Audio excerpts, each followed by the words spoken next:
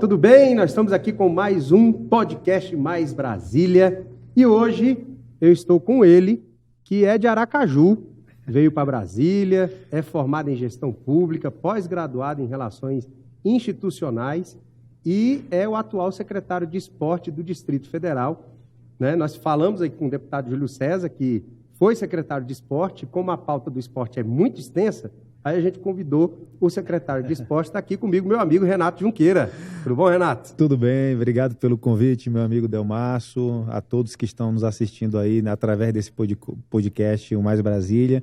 Agradecer aí o convite e dizer da minha felicidade, porque a nossa parceria já é uma parceria de longo tempo, né? A gente tem passado por vários anos aí, e eu tenho certeza que isso só vai cada vez mais se potencializar. É verdade. E eu esqueci de falar uma coisa, tá, gente? Ele é pastor também, homem de Deus, casado, e daqui a pouco nós vamos falar um pouquinho também dessa... Olha, vamos começar sobre isso, né?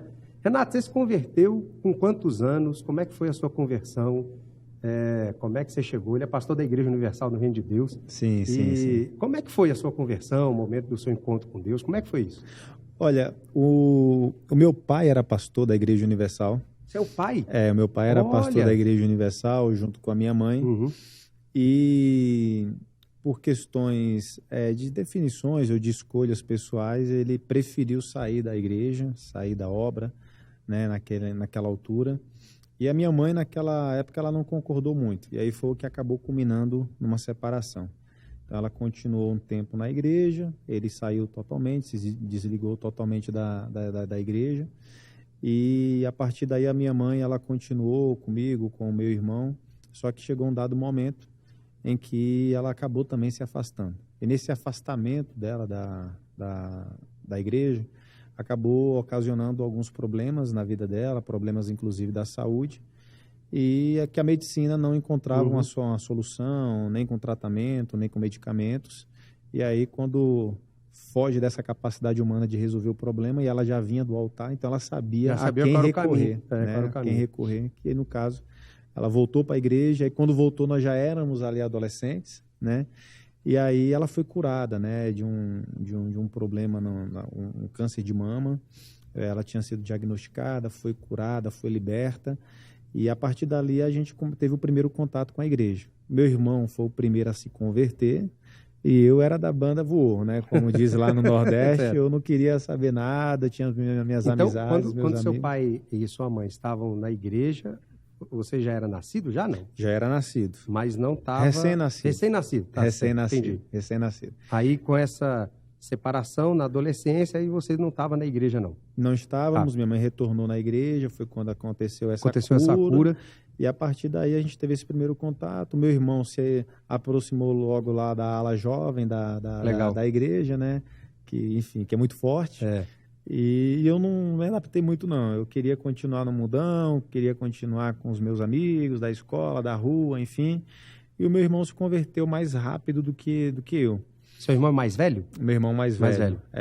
Inclusive, o meu irmão, ele entrou na obra primeiro do que eu, né? Só que em um momento também da minha vida, eu comecei a ter alguns desgostos, né? Vim de um relacionamento que não deu muito certo, aquele namoro de jovens ali, e... Aquele namoro de jovem onde você entrega tudo, né? E entrega, aí, de repente... Não tendo nada. Não tendo nada. Aí, de repente, tem aquela desilusão, aí parece que vai morrer, né? Aquela coisa toda. Exatamente, perde o prazer de tudo. E aí eu falei, poxa, eu vou começar a ir na igreja. E aí na igreja foi legal, porque eu não fui para a igreja por causa do pastor, por causa da pregação, não por conta também do problema, nem por conta do convite do meu irmão e da minha mãe. Eu fui para a igreja porque ia ter um campeonato de futsal da Força Jovem. Olha aí que interessante. E aí estratégia de evangelismo. Estratégia de evangelismo. Eles precisavam de um time lá e eu gostava de jogar futsal, tal. Tinha um timezinho ali que era já da rua, se inscrevemos. Só que na Igreja Universal ela é assim, né? Então, assim, você quer jogar bola, você quer jogar o nosso campeonato, você tem que ir domingo na igreja, você tem que ir quarta-feira na igreja. É mesmo, né? Você tem que participar da reunião do grupo de jovens. E aí eu naturalmente... é o Natora Record, né? Eu fui participando das reuniões e daqui a pouco eu parei de ir num domingo e eu falei, cara, tá fazendo falta alguma coisa, né? Eu me senti tão bem na igreja. Aí pra gente que conhece, quem sabe, né? Você que tá nos assistindo com certeza, é o Espírito Santo, né? É o Espírito Santo, Que aquele dali, alívio, aquela alegria que você... Um domingo de manhã, eu faltei, tava com preguiça, não acordei, não fui pra igreja. E eu falei, poxa, eu não vou na igreja hoje não. Mas naquele dia, para mim, foi um dia ruim, porque faltou alguma coisa depois que caiu a ficha de que realmente faltava a igreja, a presença de Deus. Né? Por isso que é importante a gente congregar. Hoje a gente vê tantos desigrejados, mas não sabem o valor que é de estar dentro de uma organização religiosa, não para ser um religioso, né? Mas para viver Cristo, para viver o que está escrito na palavra de Deus. Então, a partir dali, eu comecei a gostar, comecei a assumir responsabilidades, fui batizado nas águas, em seguida eu fui batizado com o Espírito Santo, fui liberto desses problemas aí que então me cercavam. Você entrou pelo futsal, pelo grupo jovem, que era o Força Jovem, né? Força Jovem, na época era Nova Geração. Nova Geração, isso. Pelo Nova Geração, né? E aí começou a servir ali. Comecei a servir, comecei a participar, comecei a ter algumas responsabilidades na igreja. Assim como aqui na Sara Nossa Terra tem as células, a gente tinha os nossos núcleos e eu fazia o trabalho evangelístico no núcleo. E a partir do momento que você começa a cuidar das pessoas, a orientar pessoas, isso acaba, e você recebe o Espírito Santo, então chegou algum momento também que você recebe o chamado. Fala, olha, eu acho que o meu plano para você é muito mais do que isso.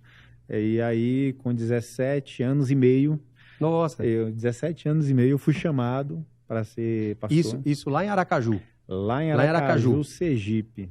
E quando eu recebi o convite, eu falei na hora, estava trabalhando, Você já era obreiro nessa época, né? Já era obreiro, estava estudando, estava trabalhando, abri mão de tudo e fui servir a Deus. Peguei uma mala só, porque adolescente, jovem, não tem nada praticamente. Fui para a igreja. E aí foi a alegria da família, né, da minha própria mãe, que até hoje é da igreja também, da família toda também, que alguns são da Igreja Universal, outros não, mas reconhece o Deus da igreja, né, que transformou realmente ali as nossas vidas. E é com muita alegria que a gente vem há 20 anos, né, eu estou na obra de Deus, fazendo a obra de Deus, 20 anos, pregando, já preguei no sertão sergipano, ajudando projetos sociais. Eu tenho muitas histórias marcantes em Canidé de São Francisco, que é o sertão sergipano, a última cidade do estado, uma igreja que tinha cobertura de zinco, fazia culto 3 horas da tarde, saía sangue no nariz porque era tão quente, a igreja cheia. Nossa. A gente teve muitas experiências maravilhosas ali. Depois cheguei a passar no estado do Paraná, saí do extremo, saí do Nordeste. Do Nordeste foi para o Paraná. Quente. Fui para Paraná. Qual cidade do Paraná você foi? Passei em Curitiba e passei em Londrina. Perto da minha cidade, porque eu nasci em Maringá. Nasci em Maringá. Sempre ouvi que Maringá é uma cidade grande, né? Uma cidade boa assim, também. Os bonitos ficaram em Maringá, os feios saíram de Maringá, foram para fora. Né? Mas eu gostei muito também de fazer a obra ali em Curitiba e também em Londrina.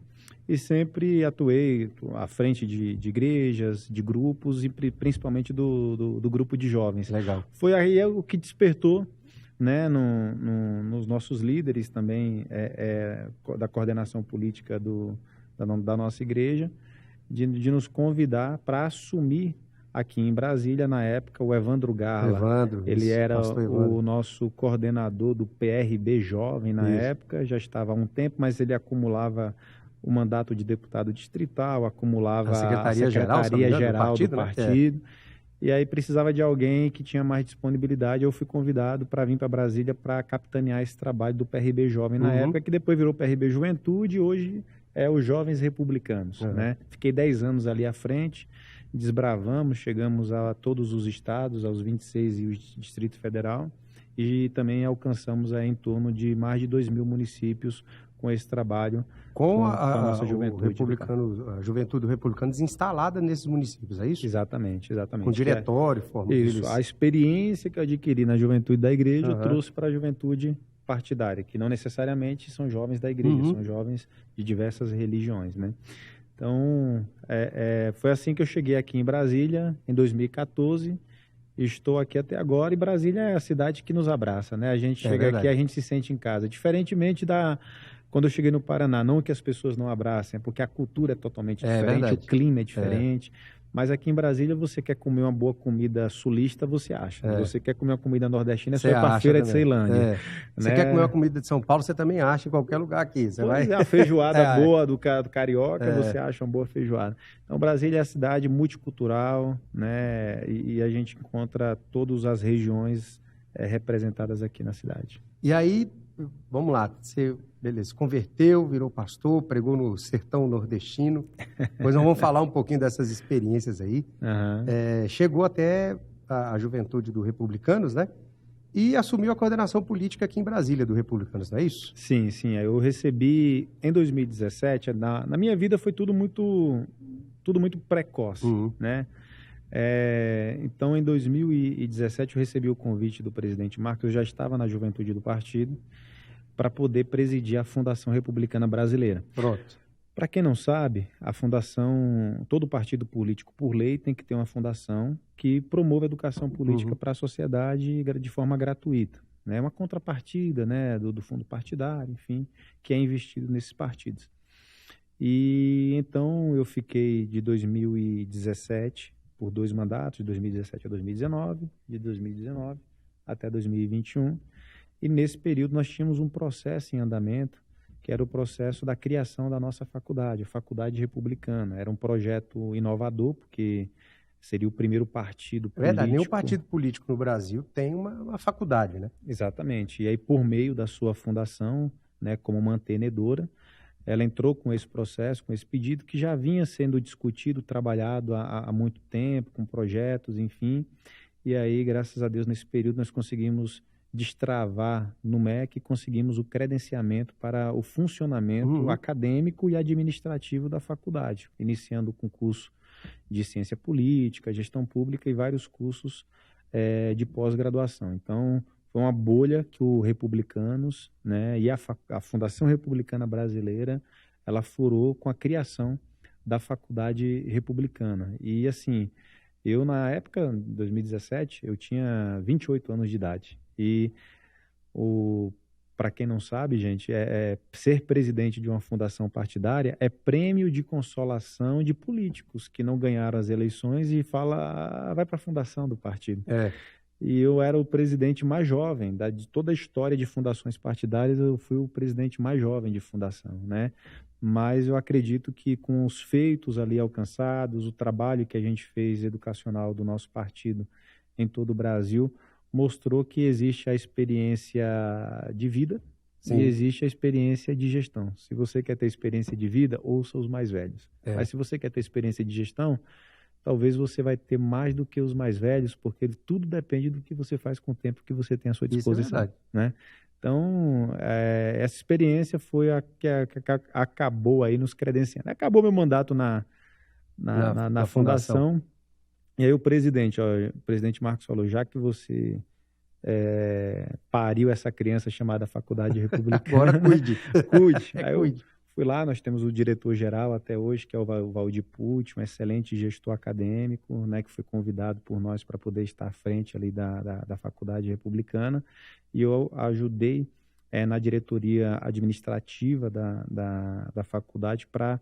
A faculdade ela tem um braço, sair de Brasília e ir para o Brasil, com abertura de polos, parcerias, enfim, fiquei mais na área comercial da faculdade, até que eu assumi a coordenação política da igreja aqui no Distrito Federal, quando o Evandro Garla, né, antecedeu o Martins teve um problema de saúde, eu acabei depois sucedendo o Martins, fiquei aí à frente e recebi depois o convite, depois desse projeto exitoso do Republicanos de 2022, de o nosso grupo ter uma das secretarias, uma das secretarias seria a Secretaria de Esporte, e a gente estava, né, eu passei para a nossa liderança o seguinte, a gente precisa indicar um secretário, tal, tem que ter esse perfil, tal, e tínhamos até um nome já em mente, né, e aí eu fui surpreendido quando falou assim, e por que não você? Eu falei, ixi. Eita! E aí eu falei, então acho que é importante a gente trazer alguém que tem uma bagagem, né? Trazer o deputado Júlio, que já tinha sido secretário de esporte no passado, 2013, 2014, né? Sempre militou na área do esporte, eu acho que é importante ele vir no primeiro momento, a gente vem junto com ele como um executivo, aprende, porque é importante a gente ter essa humildade em aprender, e a partir daí depois a gente toca, né? Acho que isso aí é fundamental e a gente sempre aprende, às vezes, a trocar a roda com ônibus Andando. andando, É. né? E foi assim que tudo funcionou, foi assim que tudo aconteceu, e hoje chegamos aí na Secretaria de Esporte, que hoje tem tido uma atuação muito diferenciada, né, dando leveza cada vez mais ao governo, porque é uma secretaria leve de projetos importantes, de programas importantes e de eventos importantes que não aconteciam em Brasília há muitos anos, e que, com a autonomia que o governador Ibanez Rocha deu para a gente, o governador ele não intervém na secretaria, né? Quando intervém é para poder suplementar, para poder ajudar, e nunca para poder, de forma nenhuma, nos tolir. Então, isso foi fundamental para que a gente pudesse, junto com as confederações nacionais, internacionais e as federações locais, trazer grandes eventos, sair um pouco desse eixo Rio-São Paulo e falar: Brasília é muito mais do que a capital administrativa do Brasil. Isso é verdade. Que também é a capital do Isso esporte. É verdade. Né? Vamos voltar um pouquinho sobre a questão política, porque existe, Renato, na realidade, que é uma mentira, né? Existe algumas coisas que ficam falando na cidade, né? Assim, o Republicanos é o partido da Igreja Universal, né? E, bem, eu sei que isso não é verdade, eu queria que você falasse um pouco da história do Republicanos, dos deputados federais do Republicanos, dos diretores, como você acompanhou muito bem isso, para a gente desmistificar isso, né? Porque todo mundo fala, o partido da Igreja Universal, se você não é da Igreja Universal, você não é beneficiado, não sei o quê. E como eu estou lá e vi isso, que não é verdade, né? Neste caso, é importante, eu acho que a gente fortalecer isso, até para quem está nos assistindo, né, é saber que muitas vezes essas coisas que estão tentando colocar é para tentar afastar as pessoas, né? Claro. Então diga para a gente aí, como é que... O nosso compromisso sempre foi, sempre deverá ser com a verdade, né? Então, assim, o Republicanos, na época, era PMR, quando ele foi criado em 2005, foi sim com o braço da igreja, né, trabalhando de forma maciça para que a gente pudesse buscar as fichas da criação de partido em diversos estados. Nós tínhamos que ter ali um quantitativo mínimo nacional, representações de todas as regiões, enfim, e isso foi feito em 2005. Na época foi convidado, inclusive, o próprio Zé de Alencar, que foi... É verdade. O Zé Alencar foi vice-presidente da República já no PMR, que depois virou PRB. Ele mesmo falava, PMR, é Partido Municipalista Brasileiro. É muito difícil falar esse nome, PMR. Né? Vamos botar PRB, porque é Partido Republicano Brasileiro, fica mais bonito de falar. Mudou assim, para você ter ideia, o nome do partido, né? A visão... Só lembrar, o Zé de Alencar não é da Igreja Universal, né? Não é da Igreja Universal. E chegou à vice-presidência da República. E ele tinha essa visão estratégica muito boa e acabou, a partir daí, acabou surgindo o PRB, que disputou a sua primeira eleições gerais em 2006, fez um deputado federal, né? Quem foi? Foi se eu não me engano, foi o Léo Vivas. Léo Vivas. Foi o Léo Vivas, né? Lá no Rio de Janeiro. E aí, a partir daí, a gente foi disputando as eleições e foi vendo o crescimento. Em 2010, nós elegemos 8 deputados federais, 2014, 21, 2018, 30 e 2022, 41 deputados federais. Então, é um partido que está em ascensão e isso se repete nas bancadas estaduais, nas bancadas municipais também. E claro, né, respondendo hoje de forma... Hoje governa o maior estado brasileiro, o segundo maior arrecadação do país, só perde para a União. É um país à parte, né? É um país à parte, que é o estado de São Paulo. Que é o estado de São Paulo, pelo Tarcísio de Freitas lá, né? Então, assim, a Igreja Universal, ela participou da criação? Participou. Nós temos hoje, dentro dos nossos quadros de deputados federais, de deputados estaduais, vereadores, membros, pastores, bispos da Igreja Universal, temos. Mas não é a maioria, porque a gente não está fazendo o partido para dentro da igreja, a gente está fazendo o partido para o Brasil. Então, hoje, para você ter ideia, dos 44 deputados federais que nós temos, 14 são da Igreja Universal. Né? Deputados estaduais, de quase 60 que nós temos aí, nós temos aproximadamente 20 que são da igreja. De número de vereadores que nós temos que passam mais de 2.500, quase 3.000, nós temos ali em torno de 15% a 20%. Então, a gente percebeu que a igreja, ela sim foi importante, ela é importante dentro do nosso partido, processo. mas para que a gente cresça partido, a gente tem que ampliar esse leque, e Uhum. foi isso que aconteceu. E foi isso que fez você, inclusive, ser deputado pelo Foi, isso é verdade. Republicanos, né, 2018, e viu que realmente a gente faz uma política de forma geral e não de uma forma unilateral.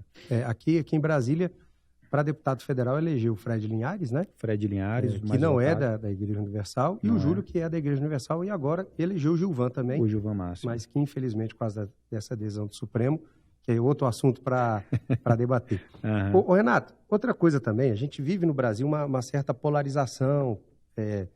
Assim, eu acho que tem pessoas que querem abraçar a bandeira do conservadorismo e tal, enfim, né? E um dos lemas do Republicanos é que é o verdadeiro partido conservador do Brasil, né? Aham. Então, me diga isso aí, né? O que é ser conservador? Porque como você fez parte da fundação, com certeza você deve ter trabalhado ali nas questões...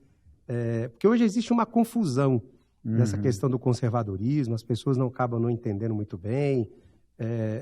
Quando você fala, independente de alguns grupos, você fala que você é conservador, você espanta e tal. Uhum. Então, explica um pouquinho sobre isso, principalmente o papel dos republicanos na manutenção do que a gente chama do verdadeiro conservadorismo, não aquele conservadorismo extremista, Sim, mas o sim. verdadeiro conservadorismo. Fala pra gente aí. Olha, eu lembro que em 2000, passado as eleições de 2014, a partir de 2017, nós criamos um grupo de trabalho lá no partido para poder realmente discutir sobre o nosso manifesto e o nosso programa na época do PRB. Uhum. O nosso manifesto, nosso programa, ele era muito generalista, né? Era um partido que defendia a saúde, tá? Mas quem é contra a saúde? É um Verdade. partido que defendia a educação, tá? Mas quem é contra a educação? O que especificamente na saúde, o que especificamente na educação? Então, a partir daí a gente viu que nós já estávamos indo para um cenário onde os partidos de centro, os partidos, podemos assim dizer, de cima de muro, perderiam ali a sua musculatura política, e a partir dali a gente viu a necessidade de ter um posicionamento mais estratégico. E esse posicionamento, principalmente com a nossa base, né, cristã que nós temos, foi para a centro-direita. Uhum. E a centro-direita, a gente entende que é o verdadeiro partido conservador, fala sobre o conservadorismo, a partir do momento que a gente consegue dialogar. Quando você não consegue o diálogo, significa dizer que você partiu para o extremo, seja do lado direito, seja do lado esquerdo. Isso é Eu verdade. conheço petistas que eu consigo tomar um café, almoçar e conversar, mas eu conheço outros que eu não consigo nem conversar. Uhum. E também conheço alguns bolsonaristas aí que são radicais. É Deus no céu e Bolsonaro na terra. E eu, assim, Delmácio, eu tenho uma visão de que eu não posso ter político de estimação. Né? Quem tem político de estimação acaba tendo muitas frustrações. Eu acho que a gente precisa sempre medir as coisas pelos resultados alcançados. Então, o nosso partido, a partir dessa mudança de manifesto e de programa, nós nos posicionamos um pouco mais sobre essa questão educação, nos colocando, defendendo menos Estado, né, que isso é importante, porque o Estado, eu acho que ele tem que intervir naquilo que é necessário para a sociedade. O restante, eu acho que realmente a iniciativa privada tem a capacidade, ao mesmo tempo, a habilidade para poder gerir algumas áreas que o governo ainda tenta abraçar, né? Do ponto de vista, defender, todo mundo fala que defende a família, mas hoje existem várias concepções de família. Família tradicional, família da Bíblia que nós defendemos, a família criada por Deus. Qualquer família que hoje não consta dentro dos preceitos, do que está escrito na palavra de Deus, jamais nós vamos defender, e ao mesmo tempo jamais a gente vai ter algum tipo de preconceito, nada disso. Mas a gente ama todas as pessoas, a gente ama quem é de direita, quem é de esquerda, mas as práticas a gente pode julgar, né? Julgar no sentido do nosso ponto de vista, assim como eles julgam também do ponto de vista de cada um deles. Isso é um posicionamento, eu acho, conservador. E o conservadorismo, ele se baseia muito na como é que eu posso falar? Não na revolução.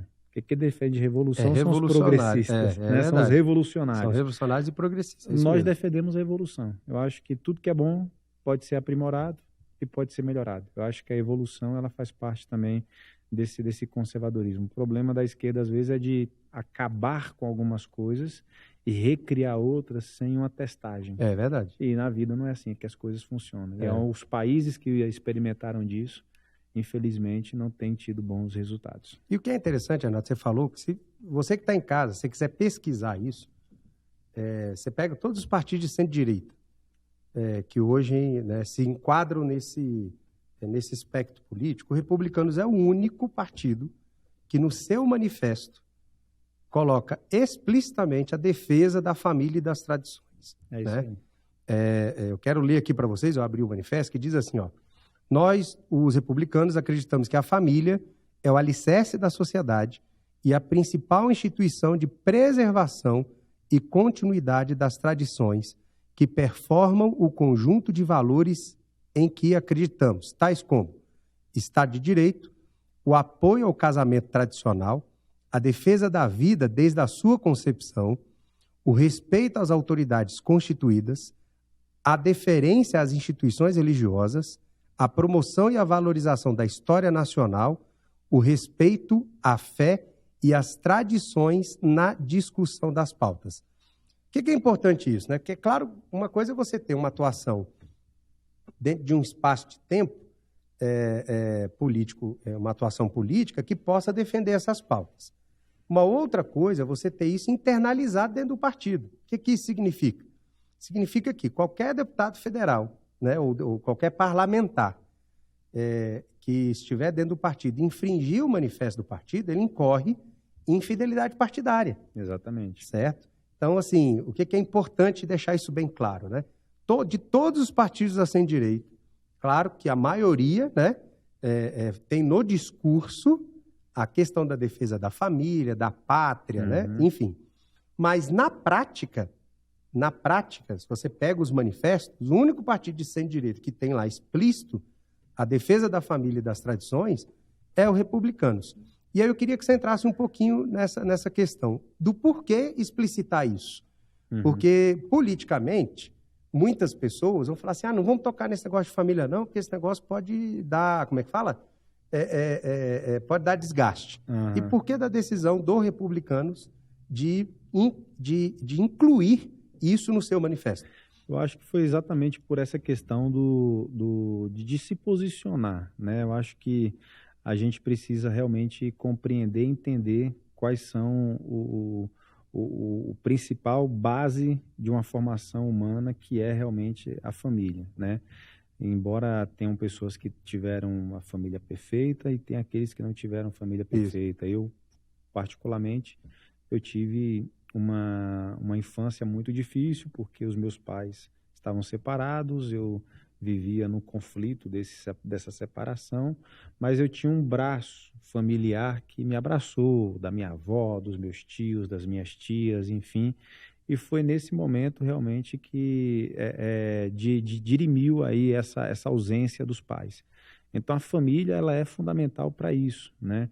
E a gente sabe que deixar isso explícito era o nosso diferencial, porque muita gente defende realmente Deus, pátria, família, liberdade, enfim, mas a gente inclusive fala isso para aqueles futuros filiados. Você quer se filiar aos Republicanos?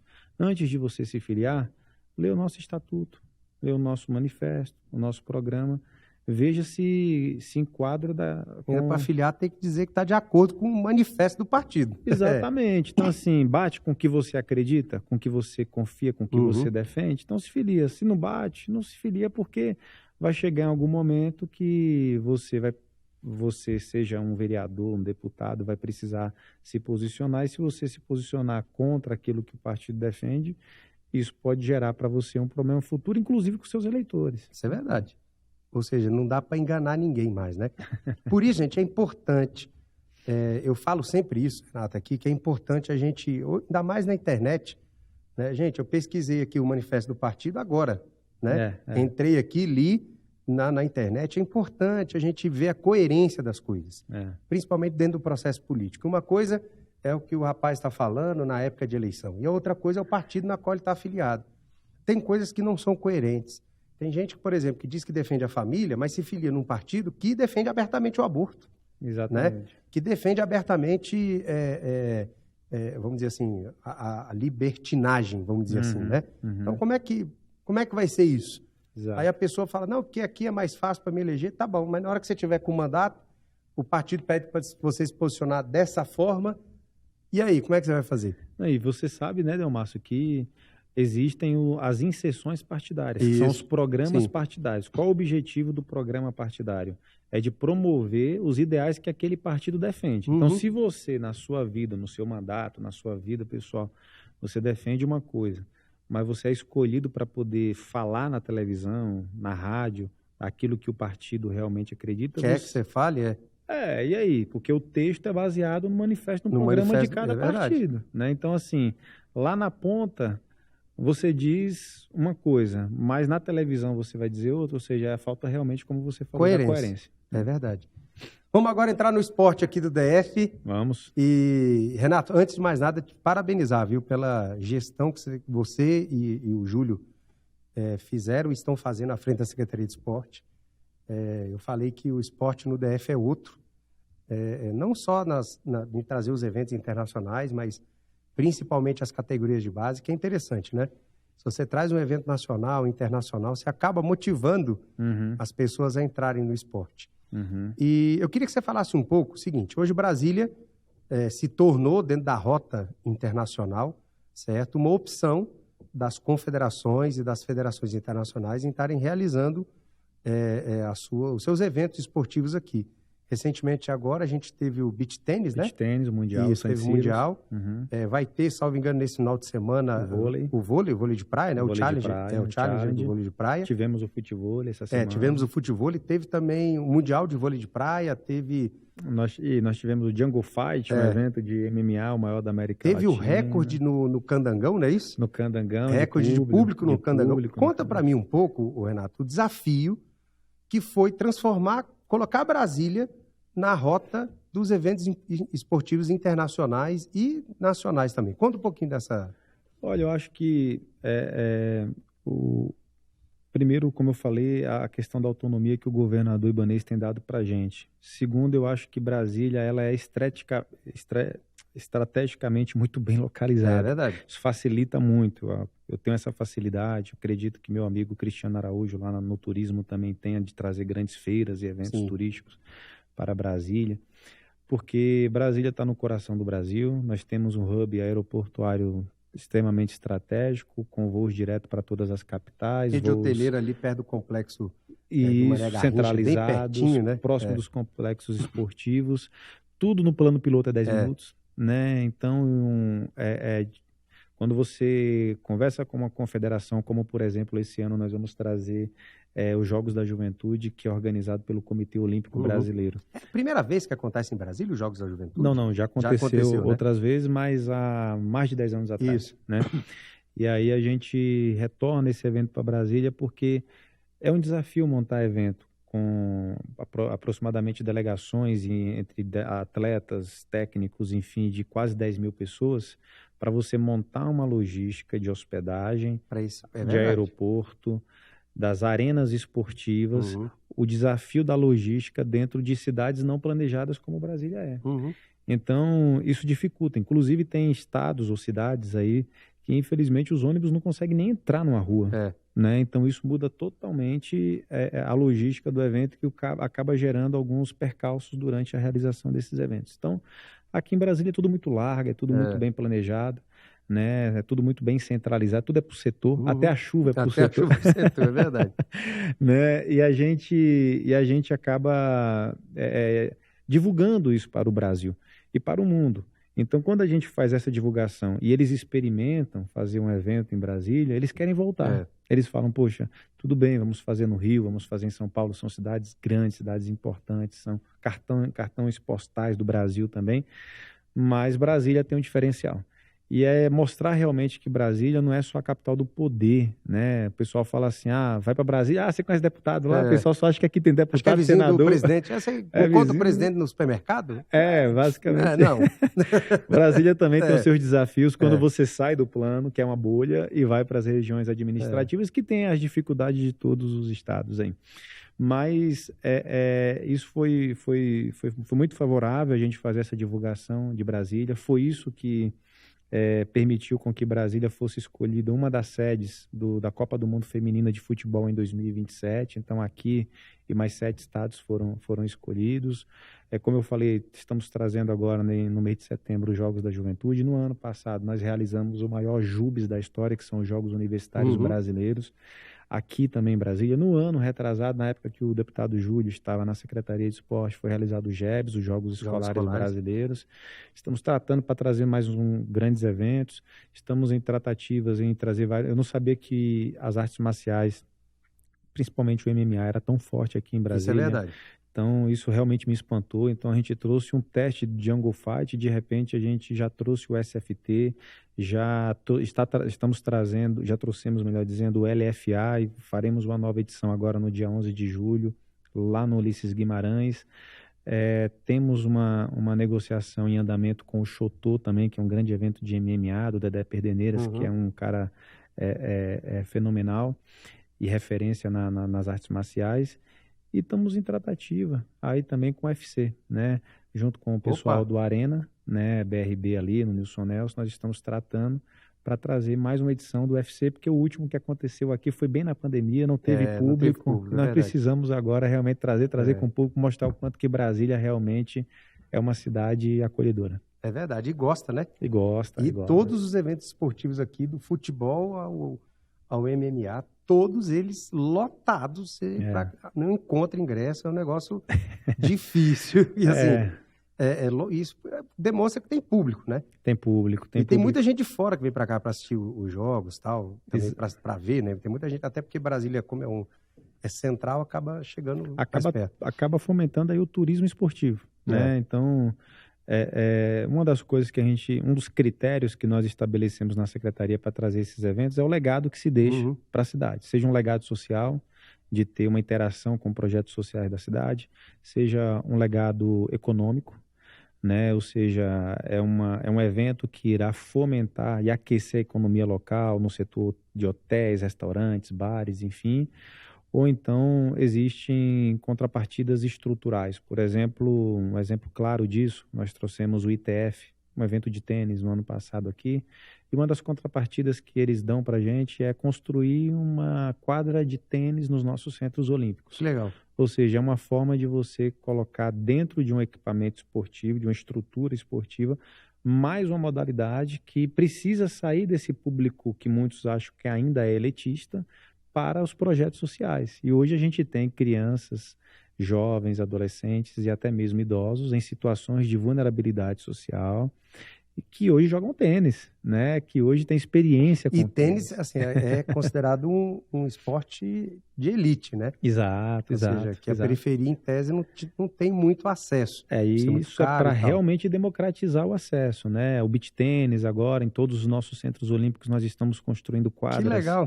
De areia, modalidade né? de areia, porque ali você consegue fazer beach tênis, vôlei de praia, futebol, enfim. Então, isso é importante. A gente pensa, sim, claro, no alto rendimento, mas é importante a gente ter um olhar para aquele passo anterior, que é a formação, como você bem disse, a base, né? Nós temos um programa que é muito interessante, Delmácio, lá na Secretaria, que são os voluntários esportivos social.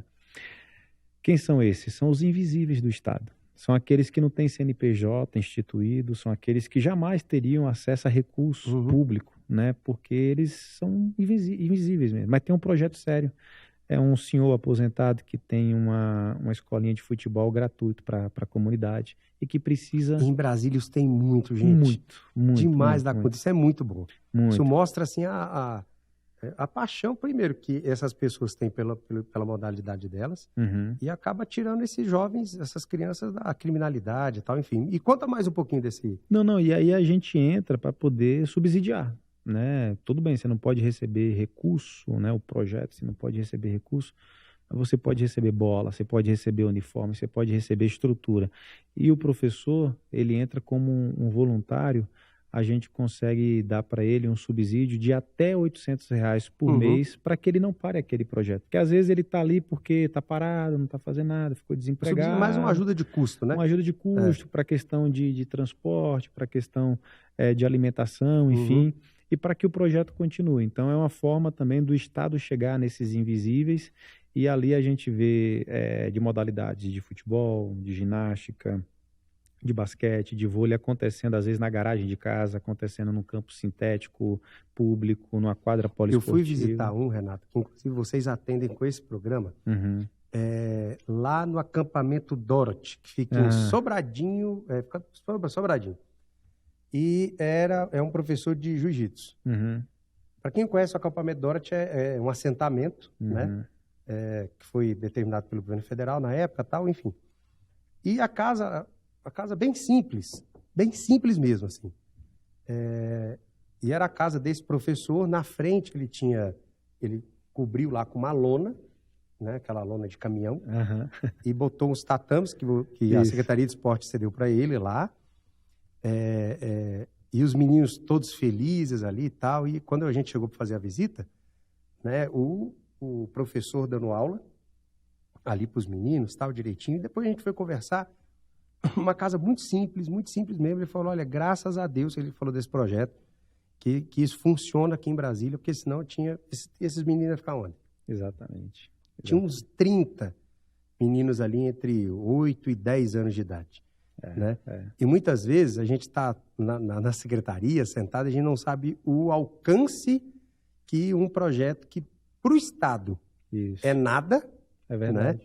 Mas para ele, olha, é uma maravilha. O quanto pode impactar a mudança de curso de vida, né? Sim. É ali que eles vão encontrar. Com certeza aqueles 10 meninos que estão numa arte marcial, e a gente sabe que as artes marciais, elas ensinam principalmente a questão da disciplina, né?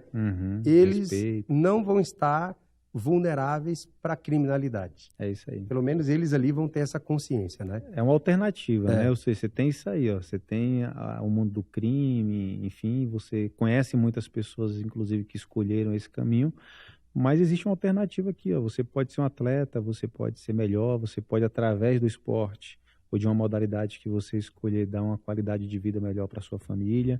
Então, eu acho que o que a gente precisa realmente é fazer chegar a oportunidade. E cada um faz o que quiser com as suas oportunidades. Tem gente que aproveita, tem gente que não aproveita, né? Mas a oportunidade, eu acho que ela tem que ser dada. Porque eu digo por mim, eu morei há muitos anos lá num bairro chamado Bruno Bacelar, em Vitória da Conquista. Eu tenho assim as minhas memórias de adolescência jogando futebol de terrão.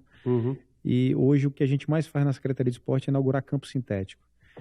E eu falo assim, poxa, se na frente da casa da minha avó, que a gente jogava a bola, tivesse um campo sintético, eu acho que eu seria um jogador de futebol. Olha aí, eu desisti porque não tinha estrutura nenhuma. As traves eram de pau, que a gente levantava lá. Tem gente que joga no asfalto mesmo, bota de chinelas. No asfalto, no paralelepípedo lá, enfim. Parecia que o nosso couro era mais grosso quando era criança. Verdade, né? Verdade. Mas isso é muito interessante. Então, assim, são programas dentro da Secretaria que dão essa oportunidade para esses invisíveis do Estado e para aqueles também que têm CNPJ instituído através de termos de fomento, através de outros incentivos, né? Nós temos, inclusive, um programa que ele também é um programa recordista anualmente em atendimento, que é o Compete Brasília. Compete Brasília, é verdade. É um programa, inclusive, foi criado pelo deputado Júlio, quando era ainda deputado distrital, em 2016, e esse programa... Brasília foi a primeira unidade da federação que criou essa modalidade, né? Depois outros estados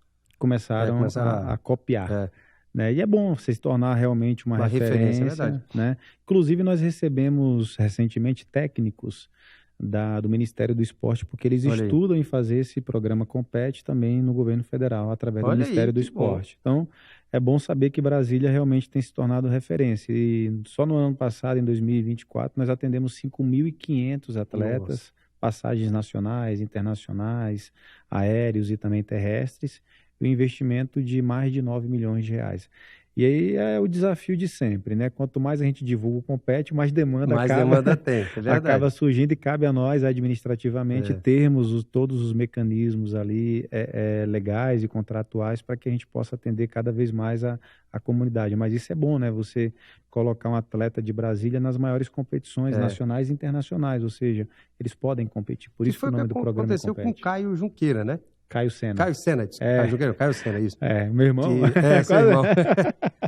Caio Sena, né? Caio Sena. Para ter o índice, ele precisava de participar de algumas competições, não tinha como ir, o Compete que foi que possibilitou, né? Deu essa possibilidade para ele ir. Exatamente, foi através do Compete que ele conseguiu aí esse índice, e ele, além do benefício que ele tem do Compete, ele também ele é bolsista, né? Ele recebe o Bolsa Atleta, né? Dentro da modalidade, um dos melhores ranqueados, enfim, então ele recebe, que o Bolsa Atleta de Brasília também é um dos mais bem pagos hoje do Brasil. Então, inclusive, a gente está num processo agora de modernização, porque é uma lei de 99, e depois de vários ciclos olímpicos entraram tantas modalidades que a lei ela ficou retrógrada. Então, a gente precisa modernizar, estamos trabalhando isso para poder encaminhar esse projeto lá para a Câmara Legislativa. Muito bem. Gente, nós estamos chegando ao final do nosso podcast Mais Brasília, com aqui meu amigo Renato Junqueira, atualmente secretário de Esporte do Distrito Federal. Renato, muito obrigado por você ter aceito o nosso convite, de estar aqui nesse podcast para falar de Brasília, para falar um pouco da história das pessoas que fazem Brasília. Eu queria que você deixasse aí, certo, suas considerações finais. Antes disso, você que está nos assistindo, siga as nossas redes sociais que vão aparecer aqui embaixo, tá certo? É importante você seguir, compartilhe para quem você quiser. E se você faz parte de alguma instituição religiosa, vamos usar um pouquinho a história do Renato como exemplo. Você vê, ele foi resgatado, né, por causa de um campeonato de futebol, não é isso? Exatamente. Que a igreja estava organizando e tal. Faça isso na sua igreja, organiza ali um campeonato de futebol, de vôlei, de basquete, de beach tênis, de bet, né? Nem sei quem já jogou bet aí. Alguma coisa que a gente consegue alcançar mais jovens da nossa cidade, né? Renato, muito obrigado. Deixa suas considerações finais aí pra gente. Eu que agradeço, né? Eu conheci um bom caminho através do esporte. Ser hoje secretário de esporte, para mim, é muito gratificante mesmo, e saber o quanto de vidas a gente realmente está impactando através das políticas públicas esportivas. Agradecer a você pela parceria de sempre, pelo convite, dizer que eu desejo muito sucesso para a sua vida, para a sua família. Amém. Nós teremos aí um desafio grande no ano que vem, mas a gente sabe que quando Deus está na frente, né, ele vai conduzir o processo e vai fazer com que até aquilo que a gente nem imaginava aconteça, e aconteça da melhor forma. Então, desejar sucesso na sua trajetória. Você também tem sido uma grande referência hoje lá na Secretaria de Família e Juventude. A gente sabe o quanto que os jovens precisam de você, o quanto que as famílias defendem de você, quantos programas que hoje estão sendo criados lá através de você, para que eles realmente sejam alcançados. E voltarei mais vezes assim que for convidado para o programa aí, para o podcast Mais Brasília. Muito obrigado. É isso aí. Obrigado, Renato. Um abraço você que está nos acompanhando. Siga as nossas redes sociais, divulgue, pega essa entrevista, manda para todo mundo, manda para o seu pastor, falando assim, bora montar um campeonatozinho de futebol para evangelizar a galera, bora montar um campeonatozinho aqui para chamar a galera para a igreja. Vai ser bem legal, tá bom? Um abraço. Deus abençoe.